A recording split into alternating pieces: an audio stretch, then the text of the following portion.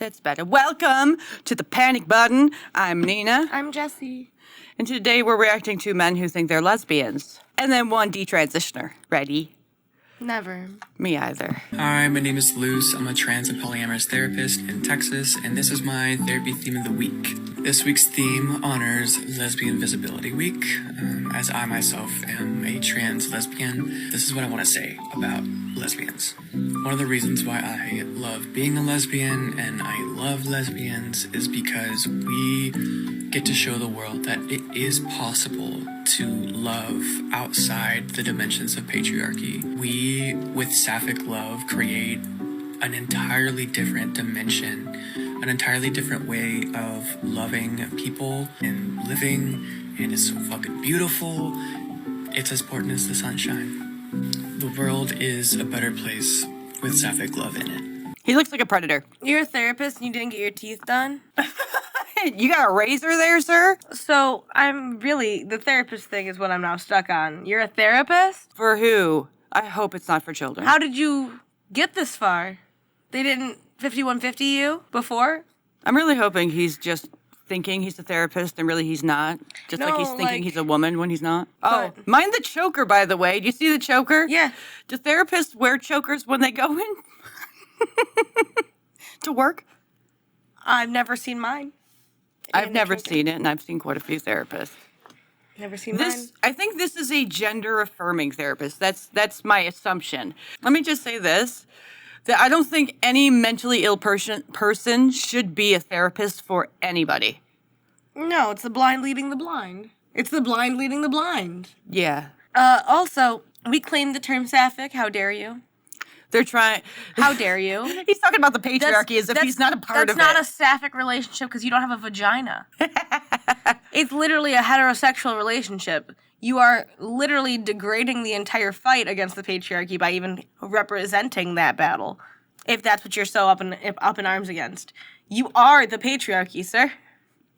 You are. And you have a pussy, not a pussy. Yeah, they always creep me out, and they always look like they smell. Woo! This one looks like it's very stinky. Whoa. Yeah, whoa is right. I once heard that a lot of lesbians, particularly cis lesbians, initiate flirting with other women is kind of through eye contact. Like, you could just tell in the eyes, like, oh, they're into you. As autistic trans women, that doesn't work. Because, for one, I need people to be very direct with me, because I don't like to make assumptions about their intentions. But the other is that if this motherfucker was looking at me, I'd think, okay, he wants to hit me. I wouldn't be thinking anything else but that. And he's not a lesbian. No, this is why people are going to start ignoring you. This is why I would start ignoring you. If we were having a conversation, I thought, okay, this is fine. I look people in the eyes constantly. And it's not because I want to be with them. So if you thought that I was just looking in your eyes because I'm, like, into you... No, I'm looking in your eyes to see if you're lying. This is man brain. This is the difference between a man and a woman. Absolutely. Because remember that who thought that you were flirting with him? Yeah. Same thing. It's the man brain. They're like, oh, I'm a woman. It's like, no, you're not. Because if a woman is looked at by another woman, they're not thinking, oh, she wants me. No. Only a like him would think that to be true. Which means they're a man. The funniest part is that they think they're special because they're like, I'm a trans autistic individual. What you're explaining has nothing to do with being autistic, has nothing to do with being trans. It's called not being able to read other people. And a lot of regular, as you call them, cis women, biological women, feel that way no matter what, not depending on if they're autistic or not. We just can't fucking tell. Is she nice or is she gay? You know? Now, what if it's this guy? Yeah, exactly. Is it nice or is it gay? It's very mentally disturbed and you need to walk away, ma'am. But that's what we deal with when it comes to women, like interacting with women. And we're biological women. We're not on the spectrum. We're not autistic. We're not trans. And we know that this dude has man brain. That's why we treat him differently than we would treat an actual woman.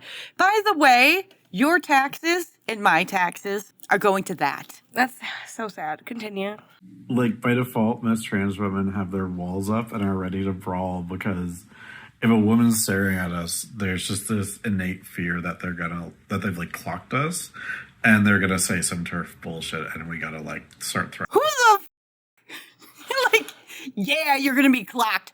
Look at you. Have you seen yourself? Is there a mirror in your house, sir? Go find one now. You need to look at yourself because you are so clockable. It's ridiculous.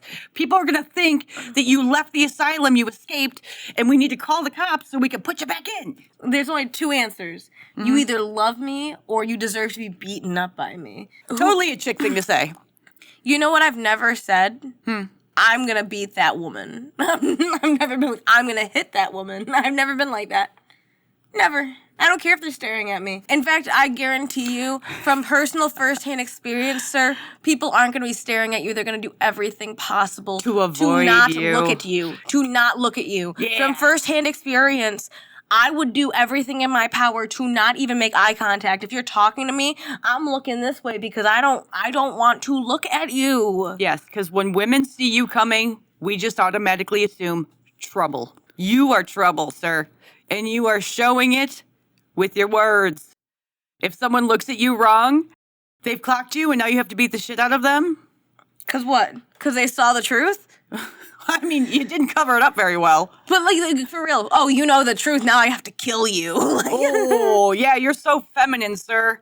No one's buying your bullshit. And actually, this is why the trans community is not being accepted anymore. Because of dudes like this. No, because now we're scared that you're actually going to hit us. You see, before, it was, they're just trying to live their own lives, I'll be nice. Now it's like, we're going to hit you if you, misspeak? Oh, look at him the wrong way. Look at you for too long? Like, it's ridiculous. Before, I would have been fine. Now I'm terrified. You could have- yeah, go they, ahead. they could beat the shit out of me just for looking at them. Yeah. What if he had something on his face and she was going to say something, but now he got all mad because he thinks that she thinks something that she's not even thinking. Right. There's a difference between dudes like this and Blair White. Blair White walks in, we're not going to think much, okay? Because she passes. But this, there are so many dudes out there who are AGPs who look like this, who call themselves trans. Blair's also not sitting there and saying that she's going to beat the crap out of people for looking at her the wrong way or clocking the fact that she's a man. Exactly. So that's a big difference between Blair and people like this. Right. So when we see people like this, we think of people like this. If you don't pass, we're assuming that you're predators or there's something wrong with you, and we need to be on guard. Hands. So I'm sorry to any cis lesbians who like want to try to initiate a conversation with me and are like trying to make eye contact because the whole time I'm just like, ready to go, motherfucker. No lesbian is going to try to talk to you. Not with that attitude, especially. We're going to avoid the out of you. No, you want us because you're a violent predator that should be nowhere near women or women's spaces. How can you want to be with women, but be ready to beat them up at any moment? Because he hates them. That's why he wants to be one. Most of these dudes who look like this and say they're women hate women. That's why they dress up like them. Now, let's go to this one. This is the last video we're going to react to. This is a detransitioner. Yeah. Jet, do you have more thoughts? Yeah. I'd like to say something about something you both said about like the love thing. Like it ties into the love thing and also sexuality. So I had never really had a crush on anyone before I went on puberty blockers. I'd never met any gay person before I went on puberty blockers. Never met a lesbian. And then I went on puberty blockers, and then while I was on puberty blockers, I met a lesbian girl, and I knew I liked her, but I didn't have any feelings for her. Like I didn't want to kiss her. I didn't have any sexual feelings because I was on blockers. I knew I liked her, and it just wasn't making any sense. And then I went on testosterone, that sort of gave me a libido, but it wasn't my own sexuality. My own hormone cycle was suppressed. I didn't have my own sexuality. And so I knew I was in love with this girl, but I wasn't experiencing actual attraction to her. And like you do need that sexual attraction when you're crushing on someone. It's important also in the context of love. And then like what you said about like what this does to someone's body, I I think it's a human rights violation to take that from a child because, like I said, I had no sexual experience before I went on blockers at 16. I had no experience with my body, none whatsoever. And then I went on blockers, testosterone, and both ruined my sexuality. Testosterone ruined my genitals. And only after quitting testosterone and like my body recovering, only at the age of 22 have I experienced healthy genitals and non-painful orgasms, and that sexuality is actually nice. While for those 6 years between age 16 and 22, I thought sexuality was gross. I thought my body was gross. My genitals hurt. Orgasms hurt. I didn't want to be with anyone. I was ashamed of my body. And like I said, I wasn't actually crushing on anyone in a normal way. Nothing made any sense. Looking back on that, how did you process the? Was there frustration, or was it just cluelessness about why these feelings are going on? What do I do with these feelings? What do you seems mean? like it seems like with that crush, you had desire, but it could only go so far. So I felt blocked. you felt blocked. Even when I was on testosterone, I felt blocked because I knew I liked her, but I did not even have, like, she would, maybe a bit much, but like she would try to kiss me, and I would be like, well, I like her, so I should be enjoying this, but it wasn't doing anything to me. I would kiss her, and it just nothing happened. While I knew I liked her, and I was like obsessed with her, but my own sexuality wasn't there. And I now know the difference because I now have my own hormone cycle and I have my own sexuality, and just everything is different. And now I understand what other people experience. And now it's like, oh, now I get it. It's I've heard many stories such as yours, and I just can't get my head around. I can't get. So tell me this isn't the new gay conversion therapy. Oh no, it is. It is. And they distract you and hide it with this idea that it's affirming and it helps, but it's not helpful. And especially starting it even at 16 is too early for a lot of people. When I was 16, I thought I was bi because I thought I had to like men. And if you had given me a few more years, that's when I realized, like, by the time I graduated, I knew I was a lesbian. But you couldn't have asked me that when I was 15, 16, and 17. I'm sure you were in a similar boat because you feel like you have to be attracted to a certain gender. No matter what people tell you, even if they're like, no, it's okay, you feel like you have to, at least when we were growing up, which was a separated point in time, but I felt like I had to. The 90s. You felt the same way. And something like this only makes people feel... Well, you have to understand something about when I was in school. There was no trans, there was no bi, there was no lesbians or gays. So my reason for why I wanted to be a boy when I was a little kid was because I wanted to have the options to actually date girls, because girls didn't want to date a woman, at that time. So I'm like, well, if I'm a boy, then I could date the girls and the girls will like me. Now, if I was growing up today, they would totally trans me and erase my sexuality so I could be completely asexual, have this very deep voice. It would ruin my singing voice. I know. I had a similar thought process. It would make your clitoris larger, making it incredibly painful to even walk. Cool. I can't imagine. I don't want to imagine. I had the same thought, though, at a point where it's like, well, if I was a guy, this would be easier. And literally seconds after I had that thought, I was like, but that's impossible. So, like... Let's move on. Right. Right, and I was literally, like, 15, 16 years old. Yeah. Yeah. And so I could have been sidetracked by the fact that this is an option.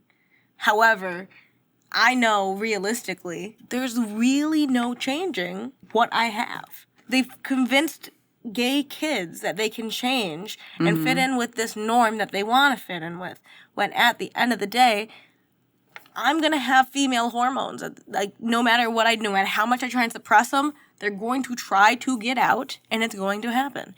And even ignoring scientific fact, it's just, it's not going to help you in the long run. In fact, it's going to be more depressing, more upsetting, more hard work when there's someone out there who will love you for you. And I know that's a corny ass thing to say, but it's true. If you're a really feminine dude, you can find a chick or even a dude. There's someone out there who'll be with you. You don't have to fucking alter your body, chemistry as well as physically to find someone to be intimate with. Well, see, another problem with this is a lot of these young kids are outcasts, and they see this group of people that have open arms and a rainbow flag, and they're like, come on in, we'll accept you with open arms. And then you get into the club, you're finally in this friend group, and you're transitioning, and you have your new pronouns. This friend group doesn't like certain opinions that you have, because they go against the grain. They don't go with the group. So then you end up having to change yourself in order to abide by the group rules and standards, which means you are no longer an individual. You are just a part of the collective, which doesn't make you an individual and authentic. It makes you a cog. They want to be a part of something bigger. That's the problem. Yes, but once you get older, you don't want to be part of something bigger. You want to be an individual. You want to be yourself and find yourself. You can't find yourself through other people. No, but that's what everyone in my generation is trying to do. They don't understand that these are the worst people to be friends with because they will fuck you over so fast. If you are in a friend group like this, I can guarantee you without a shadow of a doubt, they are talking shit behind your back. It's also just a sad thing to see that people want to be a part of something so much that they're going to augment their body. They're going to sit there and bitch at a bunch of people, change themselves, fight people, and they're going to be assholes. Absolutely. When it finally happens. Yeah. It's like they transition into asshole. Anyway, hope you like this video. Join our membership for early access to our videos. Hit that super thanks if you want. And ring our bell.